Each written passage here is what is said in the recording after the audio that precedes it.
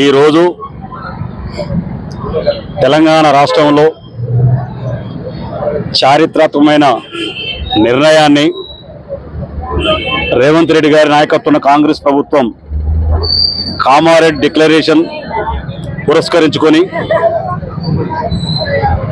BC జనగణన చేపించి అసెంబ్లీలో తీర్మానం చేపించి దాన్ని పార్లమెంటు పంపే దిశగా ఇవాళ నడుస్తుంది. అదేవిధంగా ఎస్సీ సోదరులకు ఎస్సీ వర్గీకరణకు సుప్రీంకోర్టు నుంచి వచ్చిన జడ్జిమెంట్ ప్రకారం తెలంగాణ రాష్ట్రంలో ఎస్సీలకు వర్గీకరణకు చట్టబద్ధత కల్పించిన ఘనత కాంగ్రెస్ ప్రభుత్వానికి రేవంత్ రెడ్డి నాయకత్వానికి దక్కుతుంది. సామాజిక ఆలోచనతో సమానత్వ ఆలోచనతో కాంగ్రెస్ గత నుండి కూడా పండిట్ జవహర్లాల్ నుంచి మొదలుకుంటే ఇందిరాగాంధీ, మన్మోహన్ సింగ్, రాజీవ్ గాంధీ లాంటి మహనీయులు మొత్తం కూడా బడుగు బలహీన వర్గాలకు పెద్దపీట వేయటం జరిగింది. దామాషా పద్ధతి ప్రకారం ఎస్టీ ఎస్సీ బీసీ సోదరులకు 90% ఉన్న ప్రకారం పార్లమెంట్లో కానీ అసెంబ్లీలో కానీ రాజకీయ అవకాశం కల్పించాల్సిన అవసరం ఉన్నది. ఒక బీసీ ప్రధానమంత్రిగా ఇది నువ్వు చేయగలిగితే దేశం హర్షిస్తుంది. కానీ నువ్వు కేవలం ఆదానీ అంబానీలకే ఊడిగం చేసే పద్ధతి ఇవాళ బీజేపీ ప్రభుత్వం వ్యవహరిస్తున్నారు. ఇవాళ ఈ దేశంలో మత కల్లాలు సృష్టిస్తూ కులాల మధ్యన మతాల మధ్యన చిచ్చు పెట్టడానికి ఉన్నది తప్ప ఈ దేశంలో సగభాగమైన బీసీల పట్ల ఏమాత్రం ప్రేమ లేదని చెప్పి మోడీ గారికి ద్వారా తెలుస్తుంది. ఇవాళ తెలంగాణ రాష్ట్ర ప్రభుత్వం చేసి పంపించిన దాన్ని పార్లమెంట్లో ఆమోదించి నిజాయితీని చాటుకోవాల్సిన అవసరం మోడీ గారి పైన ఉందని చెప్పి తెలియజేస్తున్నాం.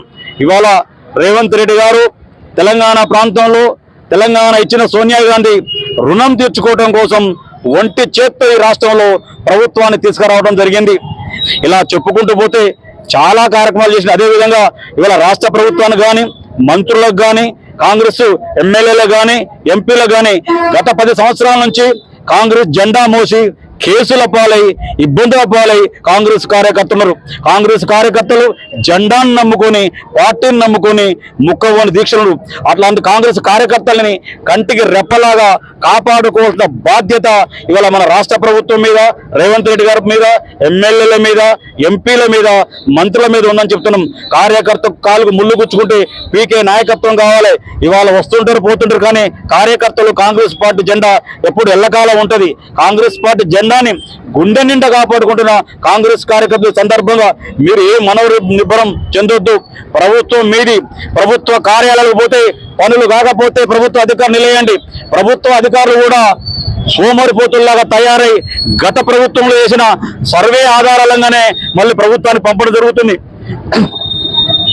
రెవెన్యూ సిబ్బంది కానీ, ప్రభుత్వ అధికారులు కానీ, పోలీస్ సిబ్బంది కానీ మీ పద్ధతులు మార్చుకోవాల్సిన అవసరం ఉంది. గతంలో ఇంకా టీఆర్ఎస్ భ్రమల్లో మీరున్నారు. ఆ భ్రమలు కనుక మీరు వీడకపోతే మా కాంగ్రెస్ నాయకులు కార్యకర్తలు ఖచ్చితంగా మీకు తగిన బుద్ధి చెప్పాల్సి వస్తుంది. సరైన పద్ధతిలో మీరు పరిపాలన అందించాల్సి వస్తుంది. రాష్ట్ర ప్రభుత్వాన్ని బదనాం చేసే కార్యక్రమంలో కొంతమంది అధికారులు కూడా వ్యవహరిస్తున్నారు. ఆ అధికారుల తీరు కూడా మార్చుకోవాల్సిన అవసరం ఉంది. ఇవాళ ప్రతి కాంగ్రెస్ కార్యకర్త కూడా అడిగే బాధ్యత మీకుంది, ప్రశ్నించే బాధ్యత మీకున్నది. అధికారులని సక్రమైన పద్ధతిలో నడిపించాల్సిన బాధ్యత మీకుందని చెప్తూ, అదేవిధంగా కాంగ్రెస్ పార్టీ విజయంలో కార్యకర్తలు, మహిళా సోదరులు, మహిళా నాయకులు, మిగతా నాయకులు మొత్తం కూడా ఇవాళ ఉండడం. ఎస్సీ వర్గీకరణ అనేది మాట కాదు. ఇవాళ సాహసోపతి నిర్ణయం తీసుకొని ప్రథమంగా అసెంబ్లీలో తీర్మానం చేసి వాళ్ళకు అవకాశం కల్పించడం జరిగింది. ఇవాళ బీసీ జనాభా మనం ఉన్న 42% ఒకవేళ పార్లమెంట్లో అమలు కాకపోయినా కూడా పార్టీ పరంగా పార్టీ పదవుల్లో కానీ, నామినేటెడ్ పోస్టుల్లో కానీ, అదేవిధంగా స్థానిక సంస్థల ఎన్నికలు కానీ 42% ఇస్తామని చెప్పిన ఘనత రాహుల్ గాంధీ గారికి, అదేవిధంగా రేవంత్ రెడ్డి గారి ప్రభుత్వానికి దక్కుతుందని చెప్తూ, ఒక బీసీ నాయకుడిగా, అర్బన్ కాంగ్రెస్ పార్టీ అధ్యక్షుడిగా రేవంత్ రెడ్డి గారికి ప్రత్యేకమైన ధన్యవాదాలు కృతజ్ఞత తెలియజేసి ఈరోజు అసెంబ్లీలో జరిగిన బీసీలకు 42% తీర్మానం, అదేవిధంగా ఎస్సీ సోదరులకు వర్గీకరణ చట్టబద్ధత కల్పిస్తూ చేసిన ప్రభుత్వాన్ని కృతజ్ఞతలు తెలియజేస్తూ, ప్రత్యేకంగా రాహుల్ గాంధీ గారికి, రేవంత్ అన్నకు ధన్యవాదాలు తెలియజేస్తూ వారి చిత్రపటానికి పాలాభిషేకం చేయడం జరిగింది. ఈ సందర్భంగా మానకోట అర్బన్ కాంగ్రెస్ పార్టీ ప్రత్యేకంగా రేవంత్ అన్న గారి కృతజ్ఞత తెలియజేస్తూ, రేవంత్ అన్న కార్యకర్తల పట్ల ప్రేమతోని, అదేవిధంగా కార్యకర్తలకు వెన్నుదన్నుగా ఉంటారని చెప్పి తెలియజేస్తున్నాం.